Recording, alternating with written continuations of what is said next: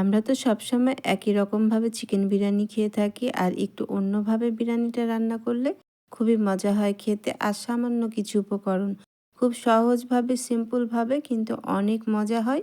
এভাবে যদি একবার বিরিয়ানি রান্না করে খেতে পারেন। আসসালামু আলাইকুম, কেমন আছেন সবাই?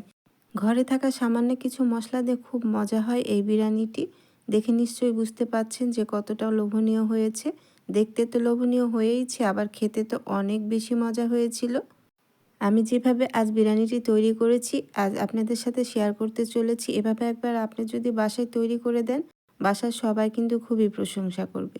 এই চিকেন বিরিয়ানিটি আমি ব্রয়লার মুরগি দিয়ে তৈরি করছি। এখানে আমি প্রায় 1.5 কেজির মতো ব্রয়লার মুরগি নিয়েছি। আর এই ব্রয়লার মুরগিটা আমি আগে পরিষ্কার করে ধুয়ে লেবু দিয়ে 10 মিনিটের মতো মেখে রেখেছিলাম। এখন সামান্য পরিমাণ হলুদ, লবণ আর মরিচের গুঁড়ো দিয়ে মেখে আমি ভেজে নিচ্ছি। এভাবে চিকেনটা ভেজে যদি আপনি বিরিয়ানি রান্না করেন, খেতে কিন্তু খুবই মজা হয়। আর আমি চুলার আঁচটা হাই করে দিয়ে এই মুরগির মাংসগুলো ভেজে নিচ্ছি। আর খুব বেশি মচমচে করে ভাজা যাবে না, সামান্য পরিমাণ কালার চলে আসলে নামিয়ে নিতে হবে। তাছাড়া চিকেন থেকে কিন্তু পানি ছেড়ে দেবে। চুলার আঁচটা হাই করে দিয়ে আমি এই চিকেনগুলো ভেজে নিয়েছি। 5-6 মিনিটের মতো চিকেনগুলো ভেজে নিয়েছি। এক পাশটা সামান্য কালার চলে আসলে আরেক পাশটা উল্টে দিতে হবে। চিকেনগুলো আমার ভাজা হয়ে গেছে। চিকেনগুলো এখন আমি নামিয়ে নিচ্ছি। এর থেকে বেশি ভাজা যাবে না, তাহলে আমরা যখন চিকেনটা রান্না করব একেবারে গলে যাবে। চিকেনগুলো ভাজা হয়ে গেছে, এখন আমি উঠিয়ে নিচ্ছি। আর চিকেনগুলো এভাবে ভেজে বিরিয়ানি রান্না করলে অসম্ভব মজা হয়। এখন আমি চিকেনগুলো রান্না করে নেওয়ার জন্য একটি কড়াইয়ের মধ্যে আমি 1/2 কাপ তেল দিয়ে 1 কাপ পেঁয়াজ কুচি দিয়ে ভেজে নিচ্ছি, দেখতে পাচ্ছেন। এখানে আমি 2টি তেজপাতা দিয়েছি, একটি কালো এলাচ দিয়েছি, দারচিনি দিয়েছি, দিয়ে আমি বাদামি করে ভেজে নিয়েছি। এখন আমি 1.5 চামচের মতো দিলাম আদা রসুনের পেস্ট, 1 টেবিল চামচের মতো দিয়েছি উঁচু করে জিরা পেস্ট, দিয়ে খুব ভালো করে পেঁয়াজের সাথে মশলাগুলো আমি খুব ভালো করে ভেজে নিচ্ছি, দেখতেই পাচ্ছেন। এখন এখানে আমি সামান্য পরিমাণ পানি দিয়ে মশলাটা খুব ভালো করে কষিয়ে নেব।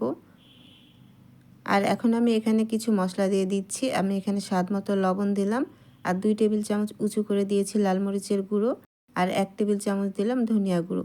এখন এই মশলাটাই আমি খুব ভালো করে কষিয়ে নেব। আর বারে বারে অল্প করে পানি দিতে হবে আর কষিয়ে নিতে হবে। এখানে 5-6টির মতো আমি কাঁচামরিচ দিলাম। মশলাটা কিন্তু খুব ভালো করে কষিয়ে নিয়েছি, আর ঘরে থাকা সামান্য কিছু মশলা দিয়েই কিন্তু আমরা এই বিরিয়ানিটা রান্না করছি। এখন আগে থেকে ভেজে রাখা মাংসটা এই মশলার মধ্যে দিয়ে এখন খুব ভালো করে কষিয়ে নিতে হবে। খেয়াল করেছেন নিশ্চয়, এখানে আমি কোনো বিরিয়ানির মশলা ব্যবহার করিনি। বিরিয়ানির মশলা ব্যবহার ছাড়াও কিন্তু বিরিয়ানিটা খুব মজা হবে, যেহেতু আমি চিকেনটা ভেজে নিয়েছি। আর আপনারা যদি চিকেনটা এভাবে ভেজে তারপরে বিরিয়ানি রান্না করেন, তাহলে বিরিয়ানির মশলার প্রয়োজনই হবে না, এতটাই মজা হয়। আমি চিকেনগুলো খুব ভালো করে কষিয়ে নিচ্ছি, দেখতেই পাচ্ছেন। আর এখানে আমি কোনো পানি দেইনি, পানি ছাড়াই আমি চিকেনগুলো কষিয়ে নিয়েছি। এখন আমি 1/2 কাপের মতো পানি দিয়ে ঢেকে রান্না করব 5 মিনিটের মতো।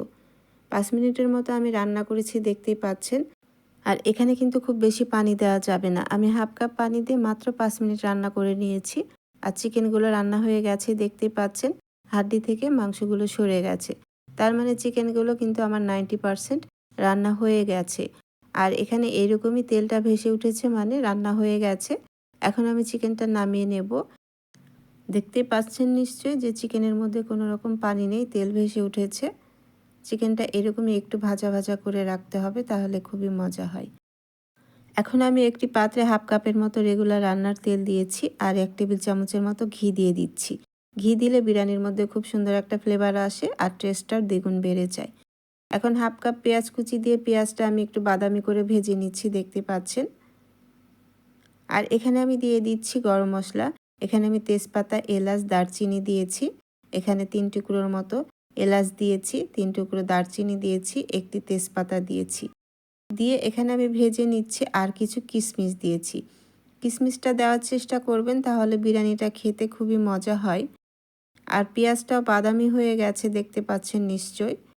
এখন আমি দিয়ে দিচ্ছি 1/2 টেবিল চামচের মতো জিরা পেস্ট, আর 1/2 টেবিল চামচের মতো আদা রসুনের পেস্ট।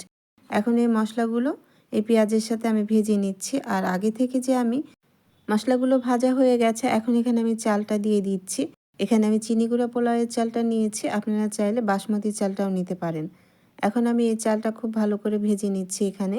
আর এখানে আমি 1 কেজি পোলাওয়ের চাল নিয়েছি।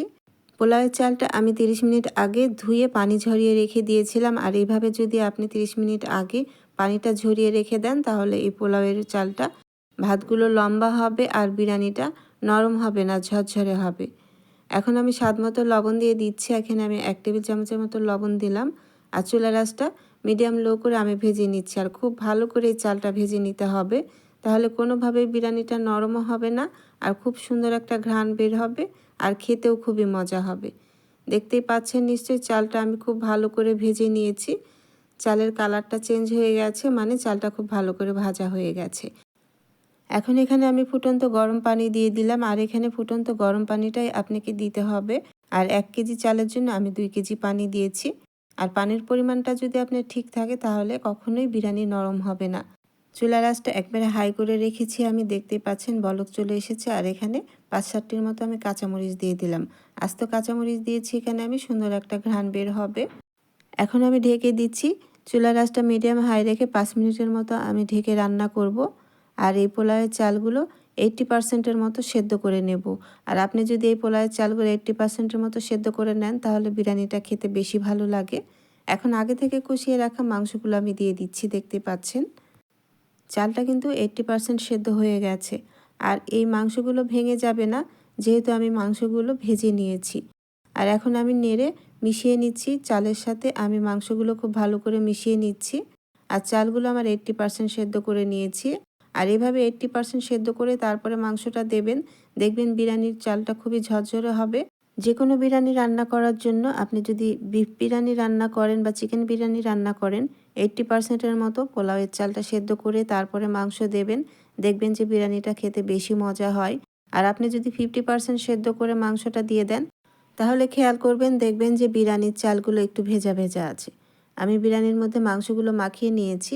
এখন 2 টেবিল চামচের মতো আমি ঘি দিয়ে দিচ্ছি। আর 1 টেবিল চামচের মতো আমি কেওড়া জল দিয়েছি, সুন্দর একটা ঘ্রাণ বের হবে। আর এখানে আমি পোলাও পাতাটা দিয়েছি, এটা অপশনাল, চাইলে স্কিপ করতে পারেন। বিরিয়ানির মশলা ছাড়াও কিন্তু খুব মজা করে বিরিয়ানি রান্না করা যায় ঘরে থাকা সামান্য কিছু উপকরণ দিয়ে। এখন চুলার আঁচটা একেবারে লো করে দিয়েছি, দিয়ে আমি ঢেকে রেখে দিচ্ছি 5 মিনিটের মতো। 5 মিনিট পর আমি ঢাকনাটা উঠিয়ে নিলাম। উঠিয়ে আমি আবারও একটু নেড়ে দিচ্ছি। চুলাটা কিন্তু আমি বন্ধ করে দিয়েছি। আর বিরিয়ানিটা কিন্তু আমার তৈরি হয়ে গেছে। আমি একটু নেড়ে দিচ্ছি। আর এভাবে একটু উল্টে পাল্টে নেড়ে দেবেন যাতে ভিতরে ঘি অথবা কেওড়া জলটা মিশে যায়। আর বিরিয়ানিটা কিন্তু খেতে খুবই মজা হয়েছিল। বাসায় কিন্তু একবার ট্রাই করতে পারেন। ঘরে থাকা সামান্য কিছু মশলা দিয়েও যে এত মজার বিরিয়ানি তৈরি করা যায়, বাসায় একবার ট্রাই করতে পারেন। এখন আমি কিছু পেঁয়াজ বেরেস্তা দিয়ে দিচ্ছি। পেঁয়াজ বেরেস্তাটা দিলে বিরিয়ানির সুন্দর একটা ঘ্রাণ আসে আর খেতেও খুবই ভালো লাগে। বিরিয়ানিটি কিন্তু আমার তৈরি হয়ে গেছে। আর দেখে নিশ্চয়ই বুঝতে পারছেন যে কতটা ঝরঝরে হয়েছে। আর 100%-এর মতো বিরিয়ানির চালটাও সেদ্ধ হয়ে গেছে আর মাংসটাও খুব ভালো করে সেদ্ধ হয়ে গেছে। কতটা ঝরঝরে হয়েছে দেখতে পাচ্ছেন নিশ্চয়ই। আর সহজভাবে এই বিরিয়ানিটা আমি দেখানোর চেষ্টা করেছি। যারা নতুন রাঁধুনি আছেন, বিরিয়ানি নরম হয়ে যায়, তারা এভাবে একবার ট্রাই করে দেখতে পারেন। আশা করছি আপনাদেরও এরকম ঝরঝরে সুন্দর বিরিয়ানি তৈরি হয়ে যাবে। আজ আমার বিরিয়ানির এই রেসিপিটি যদি আপনাদের কাছে ভালো লেগে থাকে তাহলে অবশ্যই আমার ইউটিউব চ্যানেলটি সাবস্ক্রাইব করে দেবেন ও একটি লাইক, কমেন্ট, শেয়ার করে দেবেন। আর যারা আমার ইউটিউব চ্যানেলটি সাবস্ক্রাইব করেছেন তাদেরকে অসংখ্য ধন্যবাদ জানাচ্ছি। আর যারা ফেসবুক পেজ থেকে আমার এই বিরিয়ানির রেসিপিটি দেখছেন তারা অবশ্যই আমার ফেসবুক পেজটি ফলো দিয়ে রাখবেন ও একটি লাইক, কমেন্ট, শেয়ার করে দেবেন। আজ বিদায় নিচ্ছি। চলে আসবো আবার অন্য কোনো নতুন ও সহজ রেসিপি নিয়ে। আল্লাহ আপনাদের ভালো রাখুন, সুস্থ রাখুন। ভালো থাকবেন সবাই। আল্লাহ হাফেজ।